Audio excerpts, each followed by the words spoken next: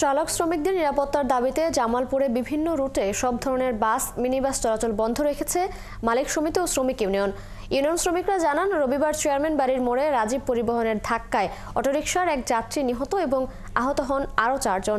এরপর থেকে রাজীব বাস চলাচল বন্ধের দাবি করে আসছে বৈষম্য বিরোধী ছাত্র আন্দোলন। এ নিয়ে আলোচনা করতে চাইলেও তারা বসতে রাজি হননি। তাই নিরাপত্তার স্বার্থে তারা জামালপুরের সব রুটের বাস চলাচল বন্ধ রেখেছে। অন্যদিকে বৈষম্য বিরোধী ছাত্র আন্দোলনের নেতাদের দাবি, তারা চান সড়কে ফিটনেসবিহীন গাড়ি না চলুক এবং লাইসেন্স ছাড়া কেউ চালকের আসনে না বসুক।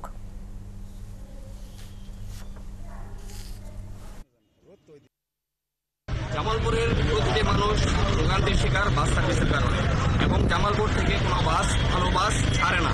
আমরা চাই আমাদের জামালপুরের ভালো বাস সার্ভিস আসুক এবং রাজীব বাস যেহেতু আমাদের জামালপুরের অনেক পুরাতন একটি বাস, তারাও আমাদের ভালো সার্ভিস দেখ, গেটলক সার্ভিস দেখ এবং ফিটনেস সহ গাড়ি আমাদের জামালপুরে তারা প্রোভাইড করে।